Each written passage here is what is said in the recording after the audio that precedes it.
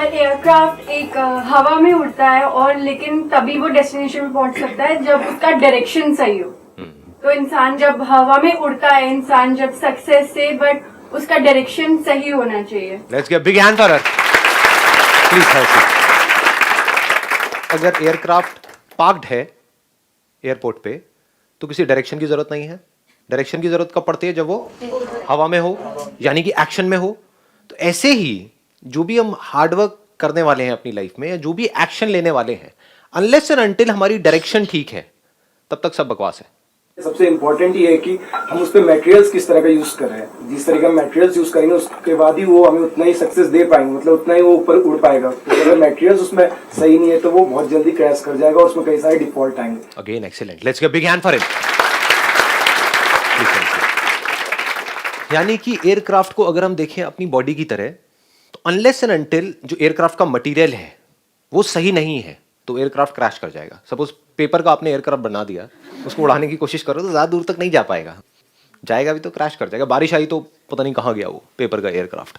हमारे लिए क्या है मटेरियल? अगर देखा जाए तो अगर हम एयरक्राफ्ट हैं तो सबसे इंपॉर्टेंट जिसको हम हमेशा इग्नोर करते हैं हेल्थ, हमारी जो बॉडी है, लेकिन इसको हम भूल जाते हैं। आप में से कितने हैं जो अपनी बॉडी के ऊपर बहुत अच्छे तरीके से काम कर रहे हैं डेली? अगर हमने अपनी बॉडी को ठीक नहीं किया तो जितना मर्जी आप बड़ा गोल सेट कर लो, अगर वो गोल अचीव कर भी लिया तो that's not going to be worthwhile. मजा ही नहीं आ रहा होगा उस टाइम पे। आप कहोगे यार चक्कर क्या है, मैंने सब कुछ तो अचीव कर लिया, मजा नहीं आ रहा लाइफ में, क्योंकि एनर्जी नहीं होगी अंदर से। ये एनर्जी कैसे मिलती है? न्यूट्रिशन। हाँ, one is nutrition, absolutely. Second is कि कैसे हम अपनी बॉडी में कहाँ क्या प्रॉब्लम्स आ रही हैं, क्या हम इतने अवेयर हैं कि कहाँ ब्लॉकेजेस आ रही हैं, और उसको खोलने के लिए हमको क्या करना है सही टाइम पे। जैसे एयरक्राफ्ट को चेक किया जाता है ना, इनफैक्ट हर उड़ान से पहले उसको चेक किया जाता है, एक्ट करने से पहले उसको चेक किया जाता है वो एक्ट करने के लायक भी है या नहीं है, उड़ने के लायक भी है या नहीं है। ऐसे ही हमें अपनी बॉडी को रेगुलरली चेक करना है कि क्या मेरे जो एनर्जी लेवल्स हैं, जो भी बॉडी में मेरी एनर्जी है वो गिर रही है या बढ़ रही है, जो भी मैं कर रहा हूँ उसकी वजह से। तो अगर हमको इतना समझ होगा, इतनी अवेयरनेस होगी, तो जिसकी वजह से गिर रही होगी उसको हम छोड़ते चले जाएंगे, जिस तरह से बढ़ रही होगी उसको हम ऐड करते चले जाएंगे। हो सकता है जिस तरह से बढ़ रही है एनर्जी उसमें दर्द हो रहा है। You getting where I am coming from? जैसे कोई मसल स्टिफ होती है, I am not too sure आपने कितना काम किया है आप लोगों ने अपनी बॉडी पे अभी, बिकॉज इस एज में तो we take our bodies for granted. फिर एक स्टेज के बाद में जा करके जब वॉट लग जाती है तब हम जागते हैं कि अब कुछ करना है वॉट, तब तक देर हो चुकी होती है। सर सिर्फ फिजिकली फिट होना ही वो है या मेंटली भी आपको फिट होना चाहिए? मेंटली होने से पहले फिजिकली फिट होना है, बिकॉज आप मेंटली तब तक फिट नहीं हो सकते जब तक कि आप फिजिकली फिट नहीं हो। एयरक्राफ्ट ठीक नहीं है, उसको बोला जाए उड़ने के लिए, चल भाई उड़ तू, कोई बात नहीं, तेरे अंदर प्रॉब्लम्स हैं, उड़ उड़ कोशिश तो कर, शायद उड़ जाए, उड़ेगा ही नहीं, it can't take off, crash हो जाएगा या उड़ ही नहीं पाएगा। वो उसमें वो पावर ही नहीं होगी कि जहां से टेक ऑफ करना होता है, वो कर ही नहीं पाएगा टेक ऑफ। बहुत सारे जो हमारी इमोशनल जो उथल पुथल होती है या प्रॉब्लम्स होती हैं, we feel sad at times without any reason, कोई रीजन नहीं होता लेकिन मूड खराब हो जाता है, उसका कनेक्शन हमारी बॉडी से होता है, हमें पता नहीं होता है। तो सबसे पहला जो काम है वो है कि अपनी बॉडी पे काम करना है। अब बॉडी पे कैसे काम करते हैं? हम सोचते हैं कि हाँ भाई जिम चले जाना मतलब बॉडी पे काम करना, नहीं, वो तो ऊपर ऊपर सुपरफिशियल लेवल पे हो रहा है।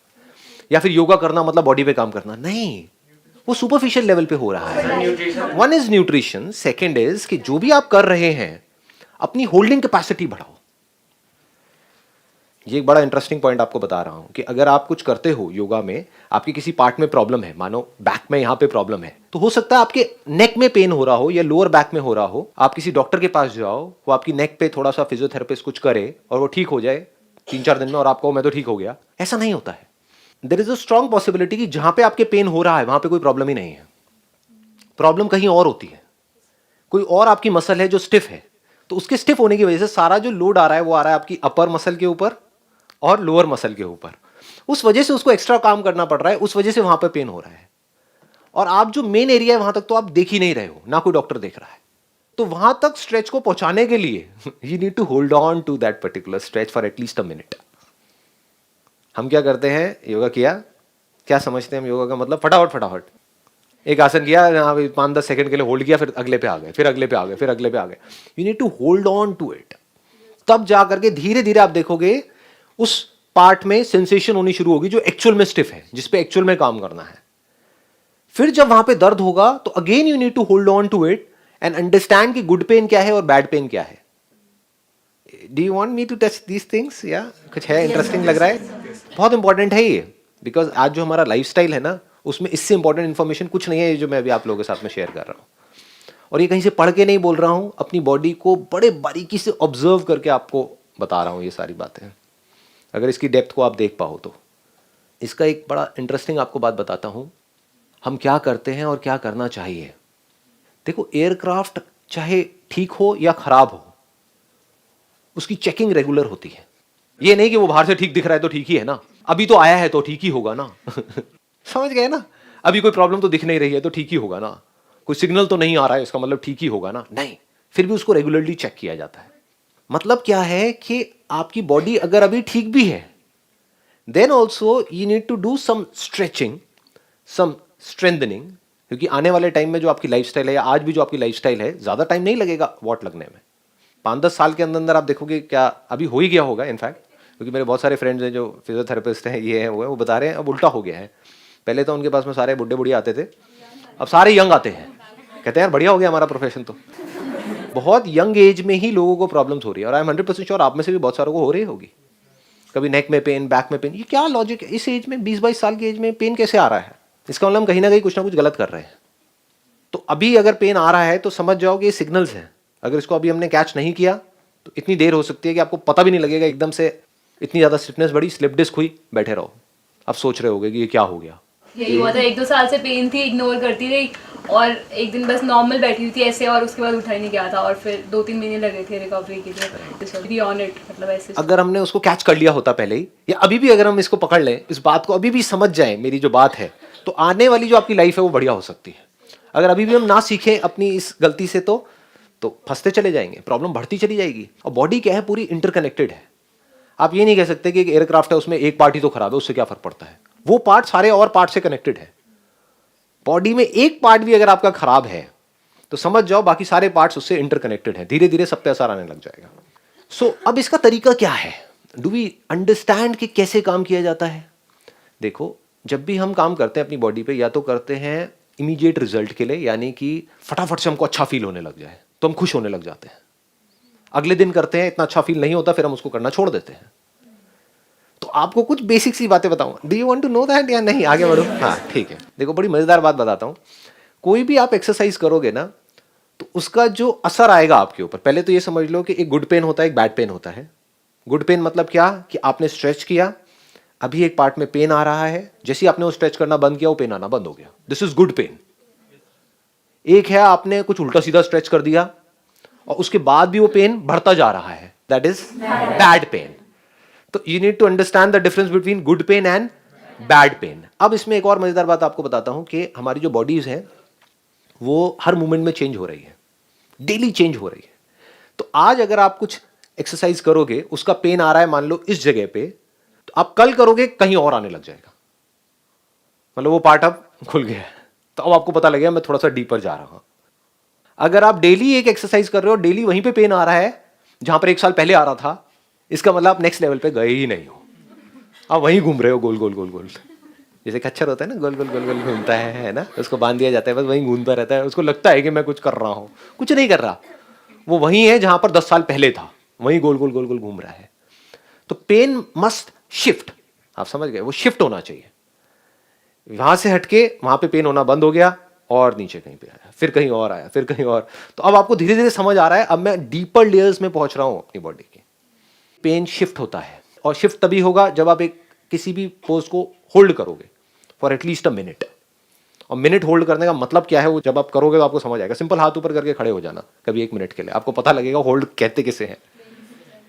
मतलब सिंपल कह रहा हूं मैं, कोई कॉम्प्लिकेटेड आसन नहीं करके चक्रासन में 1 मिनट तक रहना ना जी. शुरू करो, यहां से भी जाओगे जैसे ही बाहर, एक ऊपर हाथ करके स्ट्रेच तो करना चाहिए ना, बैठे हुए 1 घंटे तक. तो बस हाथ ऊपर करके खड़े हो जाना आराम से, स्ट्रेच करके 1 मिनट काउंट करना, आपको पता लगेगा व्हाट इज दिस 1 मिनट. कभी कभी क्या होगा, आपको बहुत अच्छा फील होने लग जाएगा ये करने की वजह से, एक्सरसाइज करने की वजह से. कभी कभी बहुत ही बुरा फील हो रहा होगा, एक्सरसाइज करने का मन नहीं कर रहा होगा. चाहे मन कर रहा है, चाहे बहुत अच्छा लग रहा है, करना है तो करना है. This is the golden rule. You must never give up your practice as कि एयरक्राफ्ट चेक करना है तो करना ही है. This must be very clear, क्योंकि इसके बिना सब कुछ करना बेकार है. अगर आप ये नहीं कर रहे, यानी कि डेली अपनी बॉडी के ऊपर कम से कम 1 घंटा काम नहीं कर रहे, आप कुछ भी कर लो, आप महाबेवकूफ हो. Take my word for it. आप एक बहुत बड़े आईटी इंजीनियर बन गए हो और अपने बैठे हुए हो, बेवकूफ हो, क्योंकि आपको पता ही नहीं लगेगा कहां आपकी लाइफ आपके हाथ से निकलेगी. ऐसे बंदों की हालत क्या होती है आने वाले टाइम में? पैसा तो आ जाता है, लेकिन ना उनकी बॉडी उनके हाथ में होती है, ना माइंड उनके हाथ में होता है, ना इमोशंस, ना रिलेशनशिप, सब की धज्जियां उड़ जाती है धीरे धीरे. ये सब इंटरकनेक्टेड है. याद रखना, आपकी बॉडी में कहीं पर पेन आने का मतलब कि वो सिर्फ बॉडी तक नहीं रहेगा, आपके इमोशंस पे भी आएगा, आपके रिलेशंस पे भी आएगा, आपके करियर पे भी आएगा, सब जगह जुड़ा पड़ा है. So you must know how to bear good pain with a smile.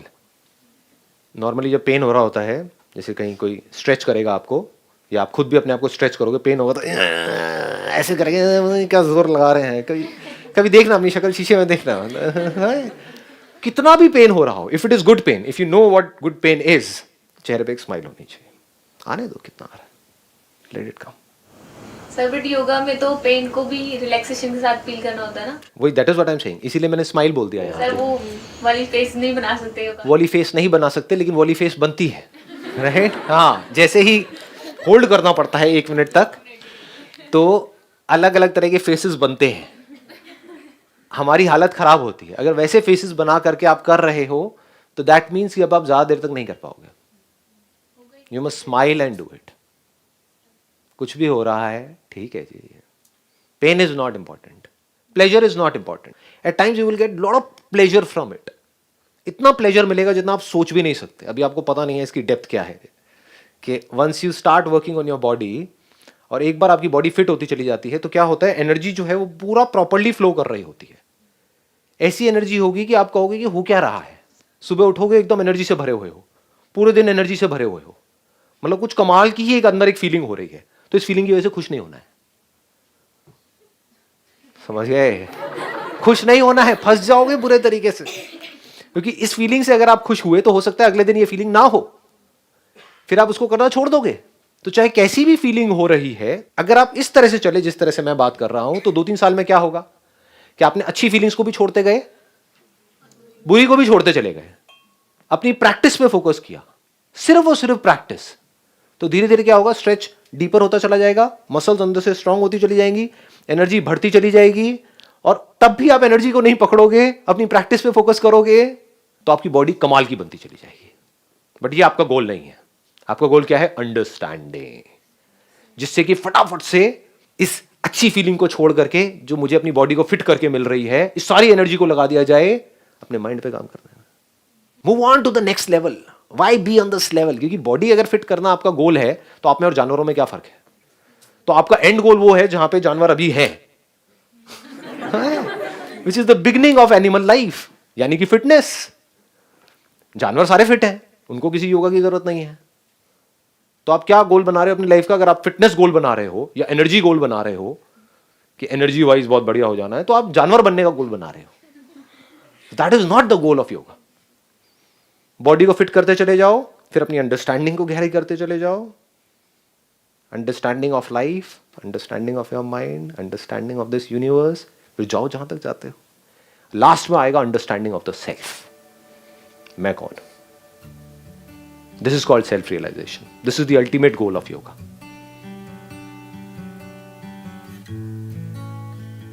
If you're absolutely clear about कि मैं क्या हूं, वहां पर क्या होता है? Absolute peace of mind. That is the highest goal of life. That is the highest goal of human life.